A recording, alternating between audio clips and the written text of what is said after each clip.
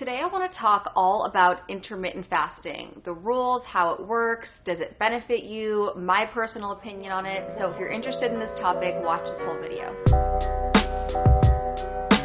So today I want to talk a little bit about intermittent fasting. One of the reasons I really wanted to do this video is because so many of you have asked me about it, especially on Instagram, like what are my thoughts on intermittent fasting? Do I do it? You know, even though it's really popular right now, I don't even like calling it like a fad diet, because some of these like diets that come in and out are really popular for a minute often have a lot of negative benefits, and I really don't think intermittent fasting has negative benefits like that. And I also don't even like calling it a diet, because as opposed to other diets where you're restricting calories or restricting certain food groups, this has nothing to do with that. You eat anything you want. You know, not anything you want, but you're not restricting certain foods. You're more so controlling the times in which you eat and the patterns of your eating. This whole idea of fasting or periods of fast has so many benefits, and let's just get into that first. What are the benefits of intermittent fasting or fasting in general?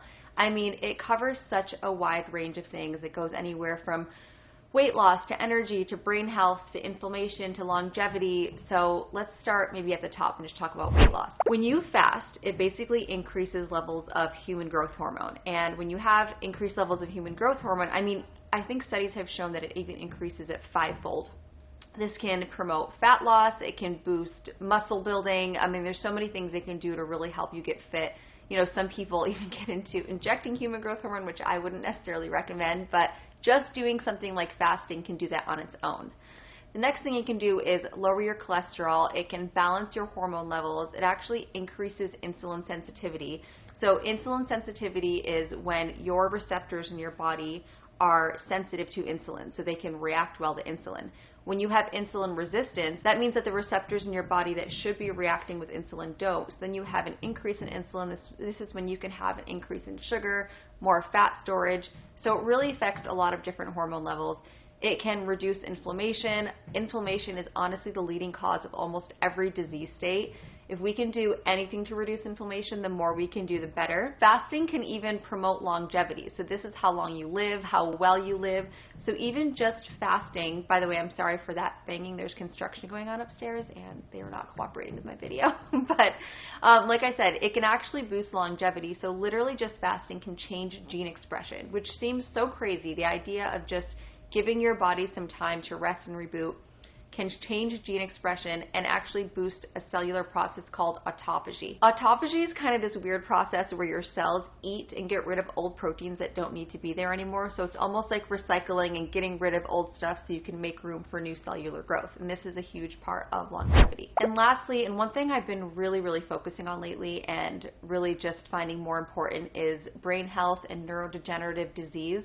Fasting is really important for this. I was actually recently interviewing this doctor who's the director of the Brain and Health Clinic in Colorado, and we were talking all about brain health and when things like dementia and Alzheimer's, like at what age they start. And she even mentioned that fasting is so important for your brain health, like forget weight loss and like your gut health. It's really important for your brain and literally getting rid of toxins in your brain. So there's three main categories, I guess, popular categories of intermittent fasting. The first one is 5-2. So basically for 5 days of the week, you're eating completely normal. And then for 2 days of the week, you really just limit your calories. So you're still eating, but you're eating anywhere from 500 to 600 calories. So for that one, it's less about the timing and more just restricting your calories on those 2 days. And then there's also eat, stop, eat. And for this one, you're eating normally about 5 days a week, and then 1 to 2 days a week, you completely cut all calories. So you just go on a complete food fast. Then there's 16-8, and this one's the most popular. I think you'll find most people do this one, where you're pretty much fasting for a period of 14 to 16 hours, and you're eating all of your meals for a period of 6 to 8 hours. This is where most people will eat their last meal at like 6 p.m. and then not eat their next meal till maybe 8 or 10 a.m. the next morning. Everyone does it a little bit differently. To me, that seems like the easiest one, especially because you can take advantage of those hours at night where you're sleeping. So I want to talk about me personally and what I do. I love the idea of fasting. Clearly, as you can see earlier in this video, I've talked about all the great benefits. I really believe in it. I don't necessarily follow like one of these rules that strictly, but I like the idea of fasting. So what I'll do is try to eat my last meal at like 7 p.m. every night. and then not eat my next meal until 7 or 8 a.m. the next day. So as long as I'm giving myself like a 12-hour fast throughout the night, that usually makes me feel really good. And then throughout the day, I practice mini periods of fasting. So I'll just give my body a little break between eating. So I'll have my breakfast, like let's say 7 or 8 a.m. I won't eat lunch again until about noon. Maybe I'll have a snack in between. I usually have like a little snack around 3 p.m. I'll have my dinner at 7, and then I'll wait again the next day. I'm not super rigid with it. You know, if I'm going out to a dinner with friends, usually like dinners, you know, everyone goes out at like 9 p.m. We don't eat till 10. So that does throw me off a little bit. Or like maybe like yesterday, for example, we were so busy running around all day with like different work events and things, and I didn't get to eat my dinner till like 8:45 at night.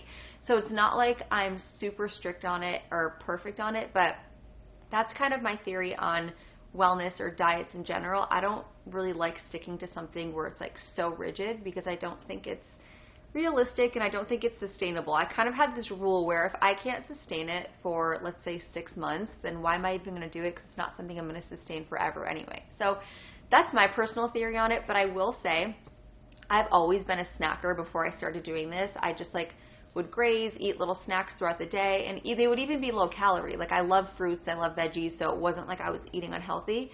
But giving myself these breaks has definitely been the best I've ever felt for any kind of like diet, you would call it. I just feel lighter. I feel like my body has time to digest in between meals. I notice I'm definitely not as bloated when I do it. On the times where I kind of cheat or eat whatever, that's what I do. Like I'll do it, but I know I'm going to be bloated. It's kind of like, okay, well, I'm going to do this, just accept that you're going to be bloated and restart tomorrow. That's just kind of what I say to myself in my head, and obviously it's not the end of the world, but I know I'll feel my best when I have periods of fasting. Now I do want to go back to weight loss, because I feel like this is probably everyone's biggest motivator to trying intermittent fasting or even being interested in the topic.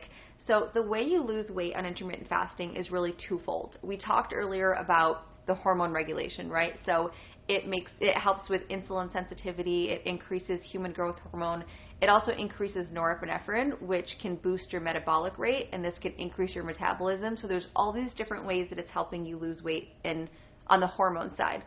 But it also actually restricts the amount of calories you're eating, just kind of indirectly, because you're kind of eating less throughout the day. You know, you're only eating a certain period of time. Like I said, you're not taking that random snack, which could be like a croissant or whatever you're eating throughout the day. But if you're doing intermittent fasting and the periods where you're not fasting, you just try to make up for it and binge eat, you're not going to lose weight. So part of the reason you lose weight is because you are eating a little bit less and you're more mindful of what you're eating.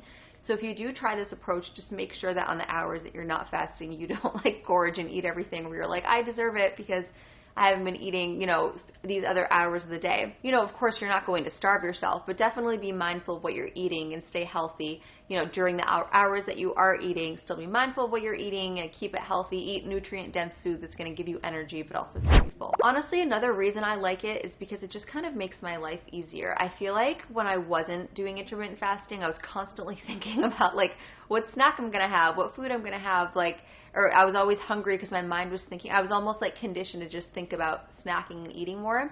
But this just makes it easier. Like I know I'm going to eat between these hours. Like I'm not going to eat again till noon, so I can focus on what else I'm doing. I think people who kind of like to do little like life hack things or like figure out how to make themselves more productive end up liking it. So before I finish this video, I just want to go over a few common questions that I think you guys have had. One is, can you drink anything while fasting? So while you're fasting, so these are the intermittent fasting like rules technically. So when you're fasting, you can have beverages that don't have calories. So a tea doesn't have any calories. You can have water. Coffee technically has about 5 calories, so it depends on how strict you want to get with it. If you're having a black coffee, I don't think it'd be the worst thing in the world, but don't add like your creams and sugars and things like that, because sugar is a lot of empty calories. You can still take your supplements while you're intermittent fasting. Always, if you're pregnant or breastfeeding, talk to your doctor. Make sure that anything you do is going to be healthy for your body. But for the most part, I really like it. The idea of fasting is super healthy. Something that I think everyone should at least look into and consider and research. If you guys have any questions on intermittent fasting, that was kind of just like an intermittent fasting beginner's guide, I feel like this video was. So if you want me to go into any more detail about the steps or anything, let me know. Leave all your thoughts in the comments. Please like, comment, and subscribe, and I'll see you guys next time.